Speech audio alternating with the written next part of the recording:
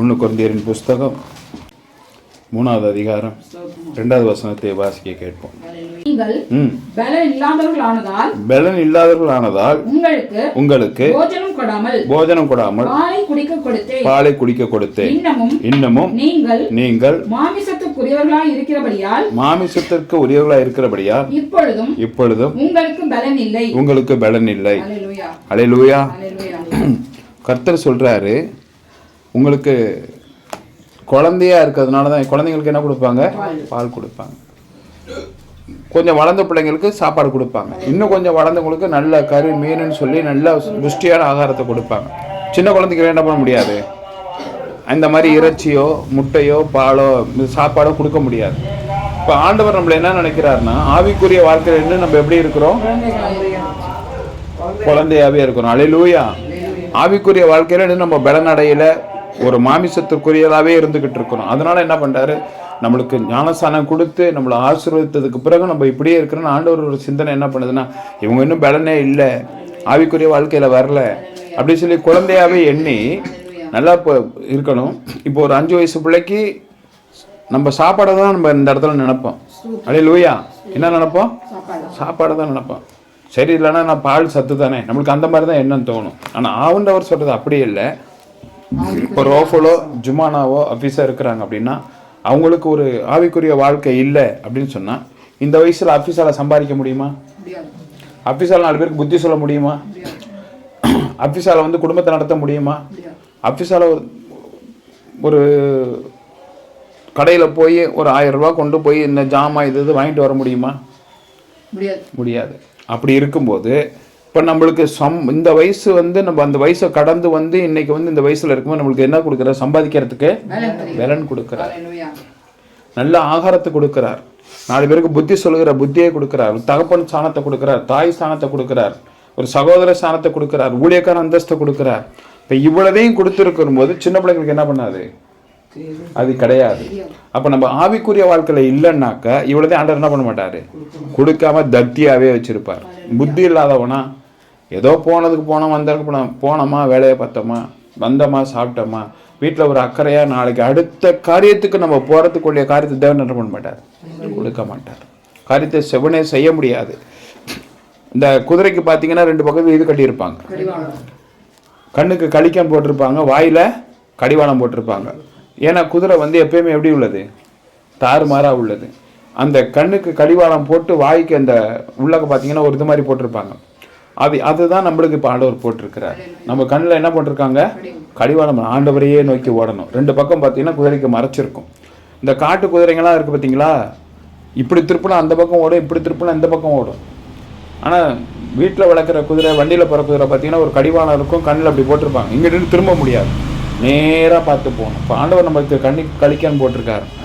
வேதத்தையே பார்க்கணும், அவர் சொல்றதை கேட்கணும், அதன்படி நம்ம ஓடணும். அப்போதான் நம்மளுக்கு வாழ்க்கையில் எதிர்காலம் ஆசீர்வாதமாக இருக்கும். நம்மளுக்கு எல்லாத்தையுமே தேவன் செய்ய ஆசீர்வாதத்தை கொடுப்பார். தேவன் விரும்புகிறபடியெல்லாம் நமக்கு காரியங்கள் வாய்க்க பண்ணுவார். இப்போ நம்ம அதை பார்க்காதபடிக்கு நம்ம இருந்தோன்னு சொன்னால் நம்ம இன்னும் குழந்தையாவே இருக்கிறோம் அப்படின்னு ஆண்டவர் நினச்சிக்கிட்டு, அவருக்கு தெரியும் மாமிசத்துக்குரிய வாழ்க்கையில் என்ன பண்ணிட்டாங்க? பெரிய ஆளாக இருக்கிறாங்க, வளர்ந்துருக்கிறாங்க, எல்லா காரியத்தையும் செய்கிறாங்க. ஆனால் வேதத்தின்படி அவங்களுக்கு என்ன பண்ணல? அதுக்குள்ள பலன் இல்லை. அப்போ என்ன பண்ணுவார்னா, நம்மளுக்கு வந்து ஆகாரம்லாம் கொடுக்குறாரு, அந்த ஆகாரத்துக்கு போகக்கூடாது. நம்மளுக்கு ஆவிக்குரிய வாழ்க்கையில் வந்து என்னென்ன ஆசீர்வாதம் வருமோ அந்த ஆசீர்வாதம் நம்மளுக்கு என்ன பண்ணாது? கிடைக்காது.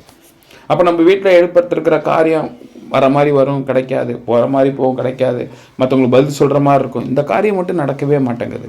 ஏன்னா நம்ம ஆவிக்குரிய வாழ்க்கை என்ன பண்ணுறதில்ல? பெருசாக எடுத்துக்கிறது இல்லை. பைபிள் இருந்தும் படிக்க தெரிஞ்சும் படிக்கிறது இல்லை, பைபிள் இருந்தும் வேதம் வாசிக்கிறது இல்லை, நல்லா பேச தெரிஞ்சு குரல் இருந்து ஊமை இல்லை, நல்லா பாடுறது இல்லை, குரல் நல்லா இருந்தும் ஸ்தோத்திரபலி செலுத்துறது இல்லை, நல்லா ஆண்டவன் காலை கொடுத்து நல்லா புத்தியை கொடுத்து இப்போ பைத்தியம் கிடையாது. ஞாயிற்றுக்கிழமை ஆலயத்துக்கு வர்றது இல்லை, ஆலயத்துக்கு வந்தால் ஏனாதோன்னு வர்றோம், கடமைக்குன்னு வர்றோம். இப்போ இதெல்லாம் ஆவிக்குரிய வாழ்க்கையே இல்லை. இப்போ நம்மளுக்கும் மற்றவங்களை ஆண்டவர் சொல்றாரு, 20:26 சொல்லுது, லேவியர்காமோ உன்னை மற்றவரிடத்துல நான் என்ன பண்ணேன்? பிரித்தெடுத்தேன். நீங்கள் எனக்குரியவர்கள், நான் உங்களை எனக்காக பிரித்து எடுத்தேன். நீங்கள் ஜனமாயிருப்பீர்கள், நான் உங்களுக்கு தேவனாயிருப்பேன். அப்போ அது ஆண்டவர் எதிர்பார்க்குறாரு நம்மள்ட்ட, எப்படியாச்சும் இருக்கட்டும், உங்கள் நல்ல பிள்ளைகளாக இருக்கட்டும், அந்தந்த நேரத்துக்கு அவங்கவுங்களுக்கு அதை கொடுக்கணும், நம்ம ஆசீர்வாதத்தை கொடுக்கணும் ஆண்டவர் நினைக்கிறார். நம்ம என்ன பண்ணுறதில்ல, அதை நம்ம செய்கிறதும் இல்லை, அதை பற்றி நம்ம பார்க்கறதில்ல. 17வது வசனம், ஒருவன் தேவனுடைய ஆலயத்தை கெடுத்தால் அவனை தேவன் கெடுப்பார். போதும். இப்போ என்ன பண்றாரு, இந்த ஆலயத்துக்கு போக விடாம அதுக்கு ஒரு ஆலோசனை கெடுத்து ஒருத்தன் சொல்லுவான், வாடா ஒரு கல்யாணம் ஒன்று போயிட்டு வந்துடுவோம், உனக்கு தானே பத்திரிக்கை வச்சாங்க, என்னையே அங்கே கூப்பிடுற, வாடா இது கூட்டத்தில் பார்க்க போகிறான், பிரியாணி போட்டிருக்கானுங்க, அப்படியே போய் சாப்பிட்டுட்டு, என்ன போட்டிருக்கானுங்க, பிரியாணி போட்டிருக்காங்க, வெளியில் போனோம்னாக்கா இன்றைக்கி ஒரு 200 ரூபா 300 ரூபா ஆகும், இது வேணுங்கிறத சாப்பிட்லாம், எனக்கு எல்லாரையும் தெரியும், எனக்கு எல்லாரையும் தெரியும், நீ கூட அவன் என்ன அவன் கேட்க போகிறான், நீ பாட்டு வர ஃபுல்லாக சாப்பிடுவோம் வந்துகிட்டே இருப்போம். எங்கள் சித்தப்பா பையன் ரயில்வேல வேலை பார்த்தா 88,000 ரூபா கையில் வாங்குவோம் சம்பளம். சிவகுமார் 90,000 சம்பளம் வாங்கினார் கையில் வாங்கும்போது. என் தம்பி மாமனார் வீட்டில் என் தம்பியோட மச்சினனுக்கு கல்யாணம். மதியானம் ஒரு 1 மணி இருக்கும், சிவகுமார் சர்ச்சை முடிஞ்சு சிவகுமார் வெளில இருக்காப்புல, எங்கள் சித்தப்பா எங்கடா அங்கேருந்து வரான், வந்துட்டு என்னண்ணே சாப்பாடு என்ன, இல்லை தம்பியோட மச்சனனுக்கு கல்யாணம் இங்கே பிரகதமணிங்கிற ராஜாமணியில் கல்யாணம், அதுக்காக நாங்கள் கிளம்பிக்கிட்டு இருக்கிறோம் அப்படின்னு. அப்படி என்ன எங்கண்ணே நடக்குது, குடியில் நம்மளோட அந்த இடத்துல கல்யாணம், நான் உனக்கு ஒரு அடையாளத்துக்கு சொன்னேன், இந்த வரேண்ணே அப்படின்னு சொல்லிட்டு 2 பேரும் போயிட்டாங்க. யார் வந்திருக்கா, ரவி அங்கே இருப்பாங்கண்ணே, இவன் ஏன் எல்லாத்தையும் கேட்குறான், அங்கே தானே இருப்பான், மச்சின கல்யாணம் அவன் எங்கடா போகிறான், சரின்னு போயிட்டாங்க. ஒரு 3/4 மணி நேரமாக ஆளை காணும். நான் சர்ச்செல்லாம் முடிஞ்சு எல்லா காரியத்தையும் முடிச்சுட்டு நம்ம போவோம்னு சொல்லி பேசிக்கிட்டு இருக்கோம். 3/4 மணி கழிச்சு பார்த்தீங்கன்னா 2 பேருண்ணே சூப்பர் சாப்பாடுண்ணே, ஒரே முந்திரி பருப்பு தானே எல்லாத்துலேயும், என்னடா சொல்கிற, ரவியன் மச்சன் கல்யாணம் நடந்துச்சுல்ல, ரவியன் எனக்கு மச்சினா அவன் எனக்கும் மச்சினம் தானே, நாங்கள் 2 பேரும் அங்கே போயிட்டோம். சரியா போச்சா, அல்லேலூயா. 2 பேரும் அங்கே போயிட்டாங்க, போய் ஃபுல்லாக சாப்பிட்டுட்டு வராங்க. நேராக ரவியை போய் பார்த்துருக்கேன் பாருங்கள், வெக்கமே விட மாட்டான் அதுக்கெல்லாம். ரவி நல்லா இருக்கியா, ரவி சொல்லியிருக்கான், யார் முருகா சொல்லி அனுப்பிச்சி விட்டா, இவனுக்கு பத்திரிக்கை வச்சாங்களான்னு என்னையே கேட்குறான். கர்த்தருக்கு சோத்திரம்.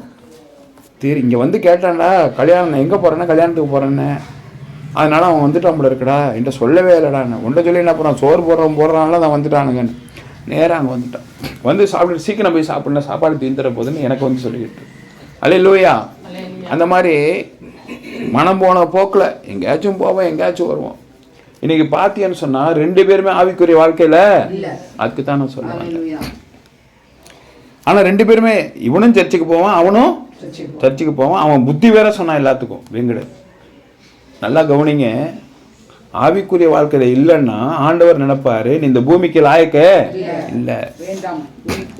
அப்போ சரி, ஆண்டவரை தேடாதவங்களும் உயிரோட இருக்காங்களே, நம்மளுக்கு அந்த சந்தேகம் வரும். ஆண்டவரை தேடினதுக்கு அப்புறம் நீ அவரை தேடாம, ஆண்டவரை தேடினதுக்கு அப்புறம் படிக்க தெரிஞ்சவரும் பைபிள் படிக்காம, படிக்க தெரிஞ்சவரும் படிக்காம, துதிக்காம, ஆலயத்துக்கு போகாம உன் புறம்போக்கில் போனீங்கன்னா ஆண்டவர் ஒரு போக்கில் போயிடுவார். அல்லேலூயா. 2 பேரையும் பார்த்தா 2 பேரும் இங்கே இருக்க வேணாம்ப்பா, வீட்டுக்கு வேண்டியதெல்லாம் ஏற்பாடு பண்ணிட்டேன், நீங்கள் அங்கே வந்துடுங்க. அல்லேலூயா. கர்த்தருக்கு ஸ்தோத்திரம். இப்போ ஒரு பெரிய விஷயம் பார்த்தீங்கன்னா, சிவகுமாரும் பரலோகத்துக்கு போல, வெங்கடு பரலோகத்துக்கு போல, பரதேசுக்குள்ளே இருக்கான், நியாய தீர்ப்பு அவனுக்கு உண்டு. ஆண்டவர் சொன்னார் பரதேசுக்குள்ளே தான் இருக்கான், நியாய தீர்ப்பு நாள் எழுப்பிக்கிறான். அவன் நேராக அந்த யோனுக்கு போலையோ எலியா போலையோ நேராக போக முடியல. நம்மளை தேவன் நேராக அழைத்துக் கொள்வார், நம்மளை நேராக அழைத்துக் கொள்வார். அவரோட வலது பாரிசத்தில் இருப்போம். நியாய தீர்ப்புனால நம்ம நியாய தீர்ப்பு செய்வார். ஆனால் அப்பயே அவர் பக்கத்தில் இருந்துருவோம். அப்போ நம்ம மனம் மாறும்போது கர்த்தர் எல்லாவற்றையும் செய்ய விடவராக இருக்கிறார்.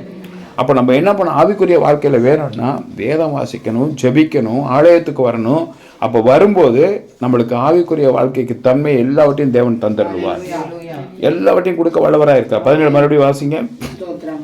ஒருவன் தேவனுடைய ஆலயத்தை கெடுத்தால், ஒருவன் அப்படி போகாதபடிக்கு ஆலயத்தை கெடுத்தால் அவனை தேவன் கெடுப்பார், அவனை ஆண்டவராய் இயேசு கிறிஸ்து கெடுத்து போடுவார். தேவனுடைய ஆலயம் பரிசுத்தமா இருக்கிறது, பரிசுத்தமா இருக்கு அந்த ஆலயம். அல்லேலூயா. அப்ப நம்ம நீ வந்து அடுத்த வாரம் போய்க்கலாம். முக்கியமானவங்க வேணாங்க, சர்ச்சை முக்கியங்க, ஒன்று செய்யுங்க, நீங்க மட்டும் போயிட்டு வாங்க, நான் ஆலயத்துக்கு வரேன். நான் மட்டும் போனேன் என்னை திட்டுறதுக்கா? 2 பேரும் போனால் ஒன்றும் பிரச்சனை இல்லை, வந்து 2 பேரும் போயிடும் கல்யாணத்துக்கு. போய் என்ன பண்ணிடலாம், சாப்பிட்டுட்டு வரலாம். ஆலயத்தில் இந்த வாரம்னா அடுத்த வாரம் 2 திட்டுவாங்க, பார்த்துக்கலாம். அப்போ ஆண்டவர் என்ன பண்ணுவார், ஊழியக்காரன் திட்டுறதெல்லாம் இருக்கட்டும், ஒரு கேட்டு ஒன்று போட்டுருவார். அல்லேலூயா. உனக்கு ஒரு ஆசீர்வாதம் என்ன பண்ணுன்னா 2 வாரத்தில் கிடைக்க வேண்டியது 2 வருஷத்துக்கு தள்ளிட்டு போயிடும். நம்ம நினைப்போம் ஏன் லேட் ஆகிட்டே இருக்கு. அப்போ நீ இப்படி இஷ்டத்துக்கு அண்ணன் சொன்னான், தம்பி சொன்னான், தங்கச்சி சொன்னான், மகன் சொன்னான் நீ கேட்டுக்கிட்டே போனீங்கன்னா ஒவ்வொரு கேட்டால் என்ன பண்ணிடுங்க, உழுதுரும். திருப்பதி போனவங்க யாராச்சும் இருக்கீங்களா இங்கே? அவங்களுக்குலாம் நல்லா தெரியும். ஒவ்வொரு கேட்டாக போட்டு வச்சுருப்பான். அந்த கேட்டில் நிற்கும் போதே பக்கத்தில் பார்த்தீங்கன்னா பாத்ரூம் போய் கிடப்பானுங்க. இந்த பக்கம் பாத்ரூம் போய் உரின்னு போயிடுவாங்க. இன்னும் போனது இல்லையோ, பார்த்துருப்பீங்களே.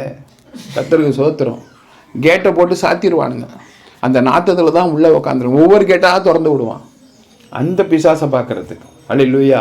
அந்த மாதிரி ஆண்டவர் நீ ஆவிக்குரிய வாழ்க்கைக்கு கொடுக்க வேண்டியதை தேவனுக்கு கொடுக்காம இருந்தீன்னா கேட்டு போட்டுருவார். ஒரு கேட்டாக திறக்கிறதுக்கு நம்மளை என்ன பண்ணிவிடுங்க, லேட்டாக போயிடும். லேட்டாக போனால் நம்மளுக்கு வேண்டிய ஆயுசும் நாட்கள் என்ன பண்ணிடும், ஓடிக்கிட்டே இருக்கும், கடந்து போய்கிட்டே இருக்கும்.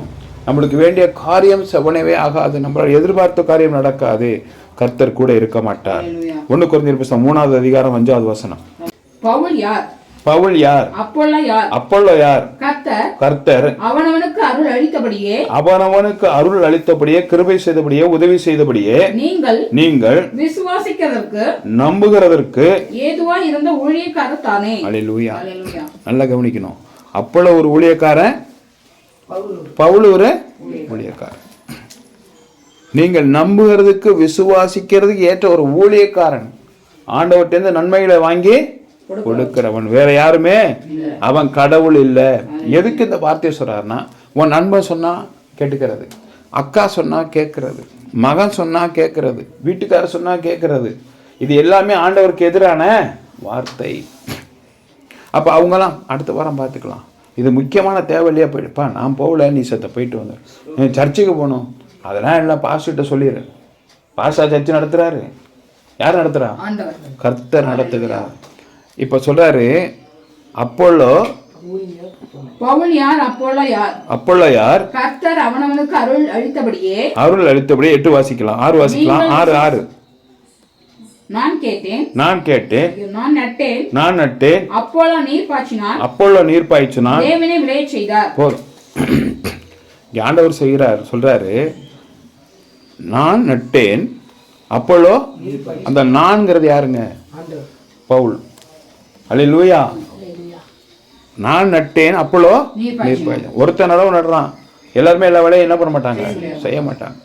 ஒருத்தன் நடவு நடுறான், ஒருத்தன் களை பறிக்கிறான், ஒருத்தன் அற்ப இருக்கிறான், நீர் பாய்ச்சுறான், ஒருத்தன் நட்டான், ஒருத்தன் களை பறிக்கிறான். அல்லேலூயா. அப்படி இருக்கும்போது தேவனே விளையச் செய்தார். யார் செய்யறாவா? தேவனே விளையச் செய்தார். இப்ப கூட வர்றவனும் கூட சொல்லி கொடுத்தவனும் உனக்கு உயிர் போற கட்டத்துல வந்து அவனை காப்பாத்துவான். இந்த இடத்துல விளையச் செய்யறதுன்னா நம்ம நெல் விளையுது வீட்டுக்கு வருது நினைக்காத, உனக்கு உயிரை கொடுத்திருக்கிறார். இந்த விளையச் செய்யற ஜீவனை தந்திருக்கா. விளையிறதுன்னா என்னங்க, மேல மேல நம்மளுக்கு ஆயுச இருக்கிறது. இந்த விளையச் செய்யறதுன்னா நெல் வந்து மூட்டை மூட்டையே அடிக்கிறோம், நம்ம அறுப்பறுத்து கொலாவில் கொட்டி வச்சுக்கலாம், நல்லா ஆவட்டை போட்டு நல்லா அரிசி வச்சு நல்லா பொன்னி அரிசியாக திங்கிறது இல்லை. விளையச் செய்கிறதுனா ஆயுசு பலத்தை என்ன பண்றாரு, கூட்டி கொடுக்கணும். அந்த ஆயுசை கூட்டி கொடுக்கும் போது விலகின இல்லாமல் வாழணும், நோய் நொடி இல்லாம இருக்கணும். அப்பொழுது நட்டான் நான் நீர் பாய்ச்சினேன் தேவனே.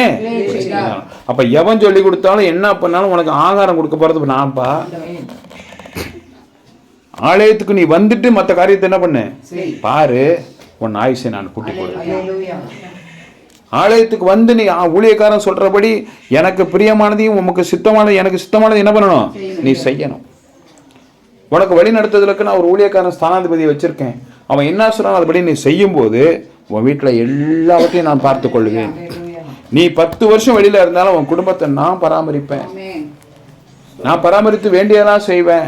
நீ வீட்டை விட்டு வெளியில கிளம்புறது அங்க 4 தூதர்கள் என்ன பண்றாருங்க, ஆண்டவர் நம்ம கூட இருக்கணும், ஆண்டவர் சொன்னதை என்ன பண்ணணுங்க கேட்கணும். உன்னால பைபிள் படிக்க முடியாது, எனக்கு பைபிள் தெரியாது, ஞாயிற்றுக்கிழமை ஓடி வந்துரு, ஆலயத்துக்கு வந்துரு. நீ யாருக்கிட்டே போய் கையேந்து நிற்க வேணாம், யார்கிட்டையும் புலம்ப வேண்டாம். தேவன் உன் குடும்பத்தை பாதுகாத்துக் கொள்வார். நீங்க உட்காந்து எசப்பா என் வீட்டுக்காருக்கு என்ன ஆச்சோ ஏதாச்சோ வெளியூரில் இருக்கிறார், பரவாயில்ல என் வீட்டுக்காருக்கு என்ன ஆச்சோ ஏதாச்சோ வெளியூரில் இருக்கிறார்.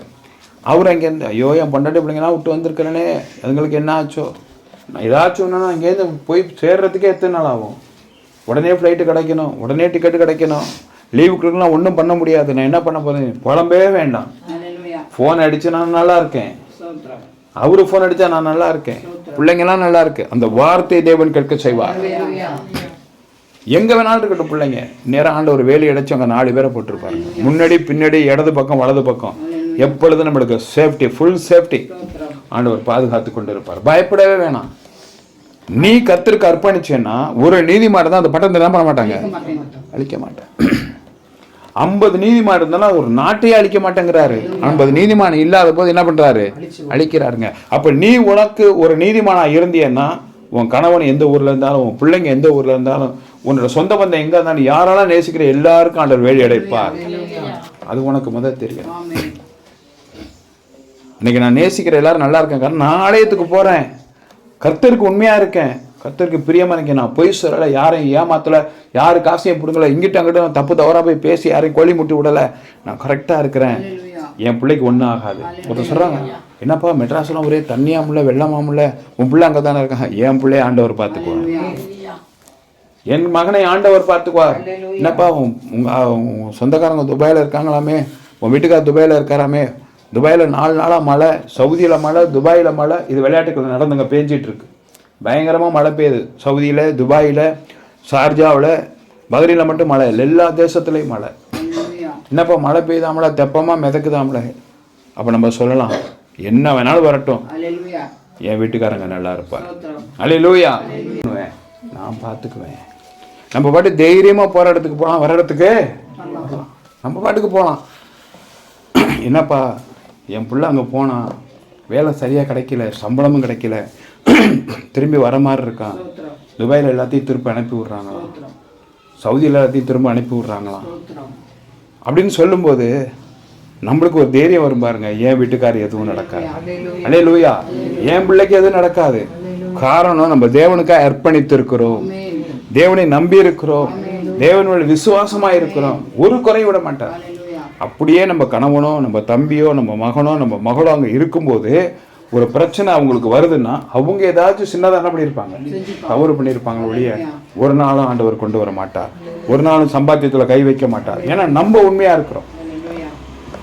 அவங்க செஞ்சால் சின்னதாக ஏதாச்சும் ஒரு பனிஷ்மெண்ட் கொடுத்து அவரை காப்பாற்றுவார். அப்படிலாம் பண்ணாங்க. அப்போ நம்மளுக்கு ஒரு ஆலோசனை கொடுப்பார், இந்த மாதிரி எனக்கு உடம்பு சரியில்லை 3 நாளாக, அப்போ என்ன பண்ணீங்க, ஏன் இந்த மாதிரி பண்ணுற, என்ன பண்ணியிருக்க, ஆண்டவருக்கு விரோதமாக எதுவும் செஞ்சியா, இல்லை நான் எதுவுமே செய்யலை. அப்போ நம்ம ஜபம் பண்ணி முழங்கால் போட ஆண்டவர் வெளிப்படுத்துவார். அவங்க இப்படி நடந்துக்கிட்டாங்க, நான் அனுமதிச்சிருக்கேன், நீ உங்கள்கிட்ட சொல்ல வேணாம், இல்லை சொல்லி ஆலோசனை கொடு. திட்டமும் தெளிவுமாய் தேவன் பேசுவார். கர்த்தருக்கு ஸ்தோத்திரம் உண்டாக என்று ஜெபிக்கிறேன். 2வது அதிகாரத்தில் 8வது வசனம். 2வது அதிகாரத்தில் 8வது வசனம். அதை இப்பிரபஞ்சத்து பிரபுக்களில் ஒருவனும் அறியவில்லை, அறிந்தார்களானால் மகிமையின் கர்த்தரை அவர்கள் சிலுவையில் அறைய மாட்டார்களே. அல்லேலூயா. என்ன சொல்றாருங்க ஆண்டவர்? தேவனோட ஐக்கியப்பட்டிருந்தா, தேவனை அறிஞ்சிருந்தா தேவனை சிலுவையில் அறையப்பட மாட்டாங்க. நம்ம பாவம் செய்யாம அவருக்கு அந்த தண்டனை கிடைச்சிருக்காது. அதை ஏன் இப்ப சொல்றாதான், ஆண்டவர் மரித்து உயிரோட எந்திரிச்சிட்டாரு, நம்மளுக்கு இப்ப ஏன் சொன்னார்? பவுல் சொல்றாரு இல்லையா, நம்மளுக்கு என்ன சொல்றாரு, இந்த விஷயத்தை நம்மளுக்கு அறியப்படுத்துறாரு. இன்னும் தெளிவா மறுபடியும் வாசிங்க வசனத்தை. இப்பிரபஞ்சத்து பிரபுக்களில் ஒருவனும் அறியவில்லை, அறிந்தார்களானால் மகிமையின் கர்த்தரை அவர்கள் சிலுவையில் அறைய மாட்டார்களே. ராஜாவுக்கு நம்ம ராஜாவா இருக்கும், இவன் ராஜாவாயிட்டானாக்கா அந்த இதெல்லாம் பவர்லாம் போயிடும் இல்லையா, பிரபுக்கள்னு போட்டுருக்கீங்க. சொன்னதுதான் கரெக்ட். பிரபுக்கே அங்கே போகக்கூடாது. பிரபுக்கள்னு சொன்னா சகலம் படைத்து ஆசீர்வாதங்கள் படைத்தவங்களும் பிரபுக்கள். பிரபுக்கள்னா பெரிய பணக்காரன் இல்லை, சகலமும் தெரிந்த ஞானிகள். இப்போ நம்ம ஒரு 10வது படிச்சுட்டு ஒரு 10 வருஷம் ஒரு அனுபவத்தில் என்ன பண்ண, எனக்கு எல்லாமே தெரியும் அப்படி நிறைய பேர் இருக்கிறாங்க. அது இருந்துட்டு போட்டோம், கர்த்தருக்கு சொல்கிறோம். இப்போ நான் இங்கே ஆண்டவர் என்ன சொல்றாரு, மறுபடியும் வாசிங்க. இப்பிரபஞ்சத்து பிரபுக்களில் ஒருவனும் அறியவில்லை. போதும். எதை அறியலைங்கிறாங்க? கர்த்தர் வந்து நல்லவர், ஆண்டவர் வந்து தெய்வம். கர்த்தர் தான் இவ்வளதையும் செய்யறாருன்னு யாரும் நினைக்க மாட்டாங்கிறான். சிம்பிளான வார்த்தை. கர்த்தர் தான் எல்லாத்தையும் செய்யறாருன்னு யாரும் என்ன பண்ண மாட்டான், நினைக்க மாட்டான். சரி, வீட்டுக்காரர் நினைக்கலாங்க, மனைவிக்கு நம்ம கத்து தரோம், அவங்க என்ன நினைக்கணும், அவர் தெரிஞ்சாருன்னா தெரியட்டு போட்டோம். அவர் இன்னைக்கு நல்லா இருக்கிறதுக்கு காரணமே நான் கும்பிடுற தெய்வம் தான். அவர் நல்லா இருக்கிறதுக்கு காரணமே, என் பிள்ளைங்க நல்லா இருக்கிறதுக்கு காரணமே அவரு தான். எங்களுக்கு யாரும் எதையும் கற்றுக் கொடுக்கவே இல்லை, யாரும் கற்றுக் கொடுக்கல. பக்கத்து வீட்டில் கெட்ட வார்த்தை பேசுகிறாங்க, எய்த்த வீட்டில் புறணி பேசுகிறாங்க, என் சொந்த பந்தமே என்னை கோழி முட்டி விடுது. ஆனால் நான் போகிற இடத்துல எனக்கு எல்லாம் நல்லது சொல்லித்தரேன். அல்லேலூயா. அப்படி இருக்கிறதுனால நான் அங்கே போய் நிறைய கற்றுக்கொண்டேன், நிறைய ஆசீர்வாதங்களை பெற்றுக்கொண்டேன். இன்னைக்கு என் குடும்பம் நல்லா இருக்கிறதுக்கு காரணமே இயேசு தான். என் வீட்டுக்காருக்கு தெரியாட்டினா எனக்கு தெரியும், என் வீட்டுக்காரத்தான் வழி நடத்துறாரு. அப்ப தேவன் அதை உணர வைப்பார். அவர்கிட்ட நீங்க வந்து என் வீட்டுக்காருக்கு இதை உணர வைங்கப்பா, என் மனைவிக்கு இதை உணர வைங்கப்பா, என் பிள்ளைங்களுக்கு உணர வைங்கப்பா, ஏசப்பா உங்களால முடியும்னு சொன்னீங்கன்னா தேடி வந்து ஆண்டவர் உன் மகனை மாற்றுவார், உன் கணவனை மாற்றுவார், உன் மனைவியை மாற்றுவார். செட்டு போடவும் தேவன் தான் உதவி. சின்ன காரியங்கள் கர்த்தர் இல்லாமல் எதுவுமே நடக்காது. 2 நாளாக எடுக்க வேணாம். 14 சொன்ன கர்த்தருக்கு செய்கிற எல்லாமே உதவி, எல்லாமே லேசான காரியம். கர்த்தர் செய்கிறது எல்லாமே லேசான காரியம் அவருக்கு. நம்மளுக்கு பெருசா இருக்கலாம், அந்த சிறுசா ஆக்கி போட்டுருவார். கர்த்தருக்கு எல்லாமே லேசான காரியம். நம்ம ஐயோ நடக்குமான்னு நினைப்போம், அது சீக்கிரத்தில் ஆண்டவர் எடுத்து போடுவார். இன்னும் நிறைய சாட்சி இருக்கு, அதை 31 சொல்றேன். 31 என்னை பழைய சாட்சி இல்லை, புது சாட்சியே நிறைய இருக்கு. ஆச்சரியமா இருக்கும். கர்த்தர் நல்லவராகவே இருக்கிறார். கர்த்தருக்கு சோதனை ஜெபிக்கிறேன். 2:8 வாசித்தீங்களா? மறுபடியும் வாசிங்க. அதை இப்பிரபஞ்சத்தின் பிரபுக்கள் அறிய மாட்டார்கள். போதும். அப்ப இப்ப நம்ம ஜாலியா பிரபுன்னா என்ன பண்றாரு, கோடீஸ்வரன் சொல்லாங்க, எல்லாம் தெரியுதுன்னு நெஞ்ச நிமித்துட்டு போறோம்ல, நம்ம தான். சொல்லுங்க பாப்பா, நம்ம தான். எல்லாமே எனக்கு தெரியும். அடுத்தவங்களை பரியாசம் பண்ண தெரியும், கோழி முட்டு விட தெரியும், நல்லா நம்மளுக்கிட்டே வாங்கி தின்னுட்டு நம்மள்கிட்டே பேசிட்டு நம்மகிட்டே எல்லாம் சொல்லிட்டு அடுத்தவர்கிட்ட போட்டு விட தெரியும், துரோகம் பண்ண தெரியும், அப்படியே பாயில சர்க்கரையா ஒழுகிட்டு போய் போட்டு விட தெரியும். சங்கீதம் 41:9 வாசிக்கலாம். என் பிராண சிநேகிதனும், என்னை உயிருக்குயிராய் நேசித்த என் நண்பனும், நான் நம்பினவனும், பிராணனாக்க என் உயிருக்குயிராய் நேசித்த என் நண்பனும், நான் அவனை முழுமூச்சாய் நம்பினேன். என் அப்பம் புசித்தவனுமாகிய, என் வீட்டுல ஒரு டம்ளர் தண்ணினாச்சும் குடிச்சவனா இருக்கிறவன் மனுஷனும் என் மேல் தன் குதிகாலை தூக்கினான். அப்படிதாங்க இன்னைக்கு நடந்துட்டு இருக்கு. நம்ம நெஞ்சில மிதிக்கிறதுக்கு ரெடியா இருக்கிறான், நம்மளுக்கு தெரியாம. நம்மளை பார்க்கும்போது அவ்வளவு சந்தோஷமா பேசுறான். கர்த்தர் நல்லவர், கர்த்தர் பார்த்துக்குவார். அப்ப இந்த பிரபஞ்சத்தின் பிரபுக்கெல்லாம் இது என்ன பண்றது இல்ல, அறியறது இல்ல. அவர் தான் செய்யறாருன்னு தெரியறது இல்ல, நம்ம தான் எல்லாமே செய்யறோம். நம்மளால எல்லாம் முடியும். நீ நெஞ்ச நிமித்துறதுனாலதான் ஆண்டவர் என்ன பண்றாரு, 18 வருஷம் கோணி மாதிரி உன்னை இன்னும் தலை நிமிராம வச்சிருக்கிறார். மீதி பகுதி வாசிங்க.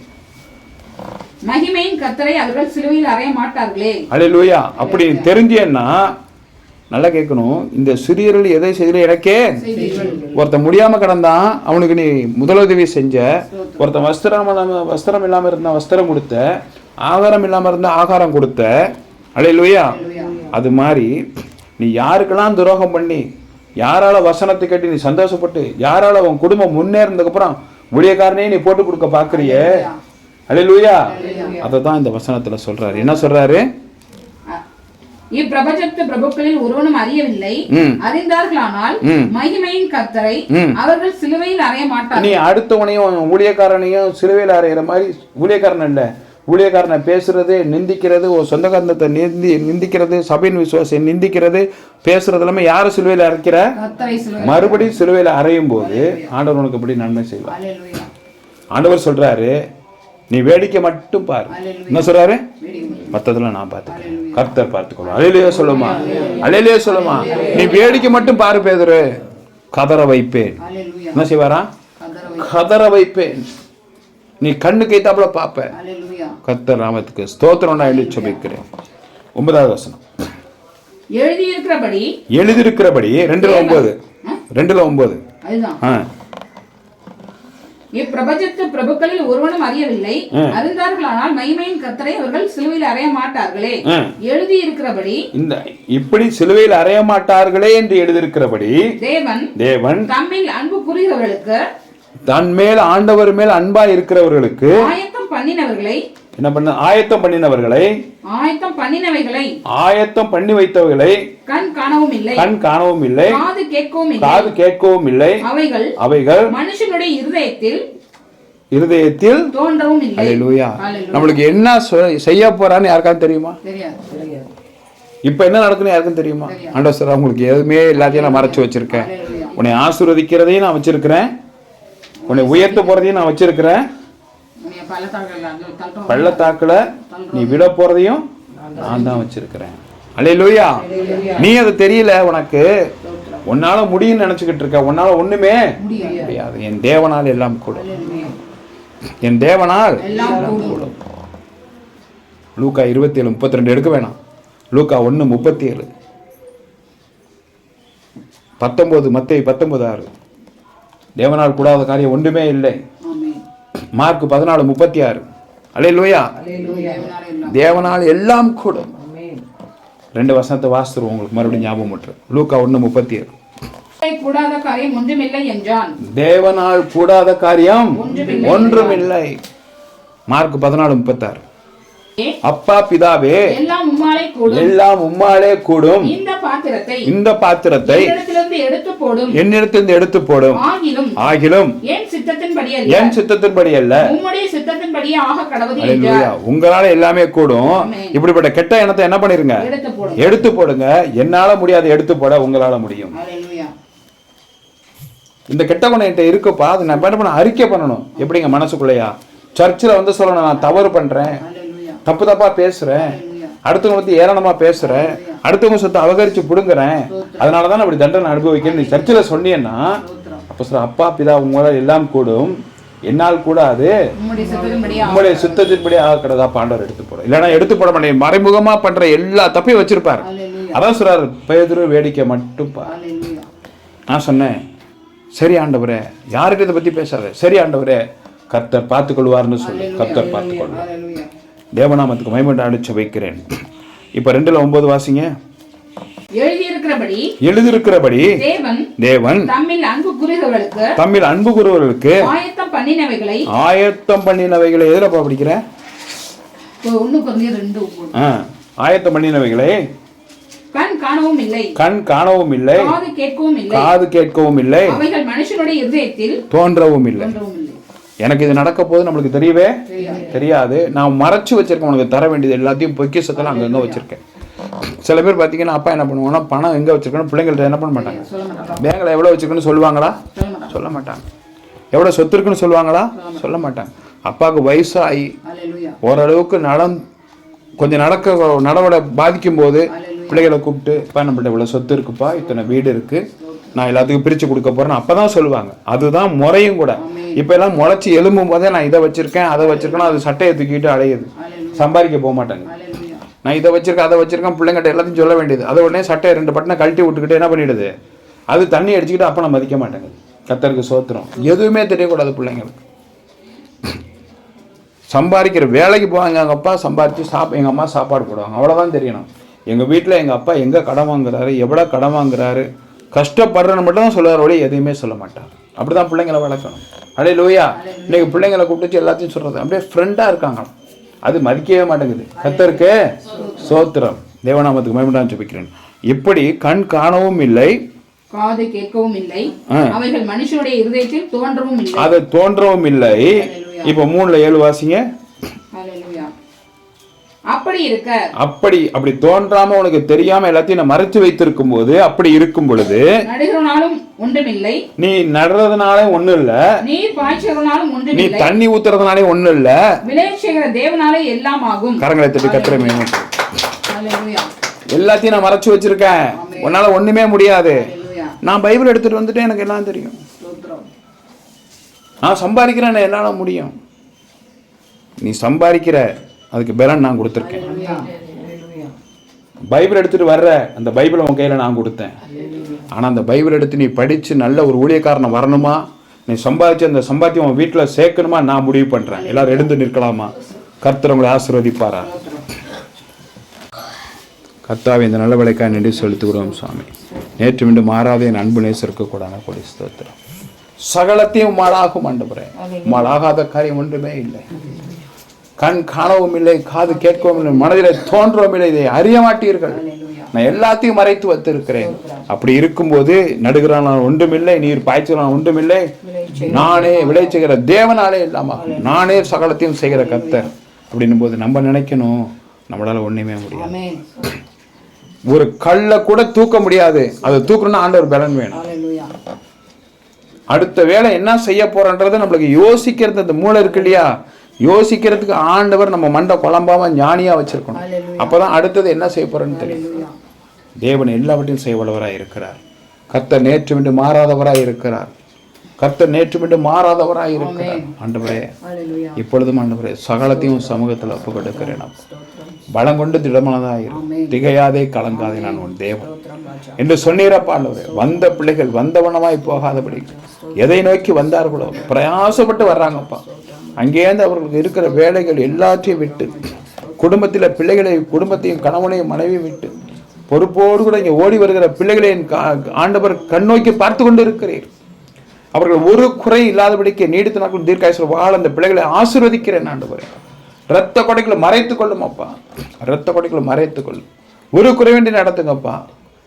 ஒரு குறைவில்லாமல் காத்து வந்தீரே, கோடி சோத்திரமே. என்னை அதிசயமாக நடத்தி வந்தீரே, 1000 ஸ்தோத்திரமே, 10,000 ஸ்தோத்திரமே. பாடுங்க. ஒரு குறையில்லாமல் காத்து வந்தீரே, கோடி ஸ்தோத்திரமே. என்னை அதிசயமாக நடத்தி வந்தீரே, 1000 ஸ்தோத்திரமே, 10,000 ஸ்தோத்திரமே. என் விளக்கை ஏற்றினீரே, என் இருளை அகற்றினீரே, என் விளக்கை ஏற்றினீரே, என் இருளை அகற்றினீரே. எதிரியின் கண்கள் முன்பாக என் தலையை விழச் செய்தீரே, எதிரியின் கண்கள் முன்பாக என் தலையை நிமிரச் செய்தீரே. ஆருயிரே, ஆறுதலே, ஆயுளெல்லாம் காப்பவரே, ஆருயிரே, ஆறுதலே, காலமெல்லாம் காப்பவரே. ஒரு குறைவில்லாமல் காத்து வந்தீரே, கோடி ஸ்தோத்திரமே. என்னை அதிசயமாக நடத்தி வந்தீரே, 1000 ஸ்தோத்திரமே, 10,000 ஸ்தோத்திரமே. அல்லேலூயா. நம்மை ஒவ்வொரு நாளும் அதிசயமாய் நடத்துகிற ஆண்டவர் நம்மோடு கூட இருக்கிறார். ஒரு குறைவின்றி நடத்துவார், நம்மை பாதுகாப்பார், ஆசீர்வதிப்பார். கர்த்தர் கூட இருப்பாராக. எல்லாவற்றையும் செய்ய வல்லவராய் இருக்கிறார்.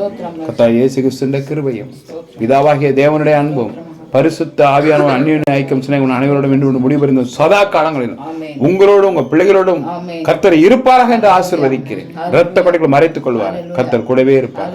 கர்த்தர் கூடவே இருப்பார். இயேசுவின் மூலம் ஜெபக்கிற நல்ல பிதாவே, ஆமென், ஆமென். என் ஆத்துமாவே கர்த்தரை ஸ்தோத்திரி, என் முழு உள்ளமே பரிசுத்த நாமத்தை ஸ்தோத்திரி, என் ஆத்துமாவே கர்த்தரை ஸ்தோத்திரி. அவர் செய்த சகல கர்த்தர் இயேசுவின் நாமத்தில் ஜெயம் கொடுக்கிற தேவனுக்கு ஸ்தோத்திரம், ஸ்தோத்திரம். ஹல்லேலூயா, ஹல்லேலூயா, ஹல்லேலூயா. குதிரை இத்தனை நாளுக்கு ஆயத்தமாக்கப்படும். ஜெயமோ கர்த்தரால் வரும்.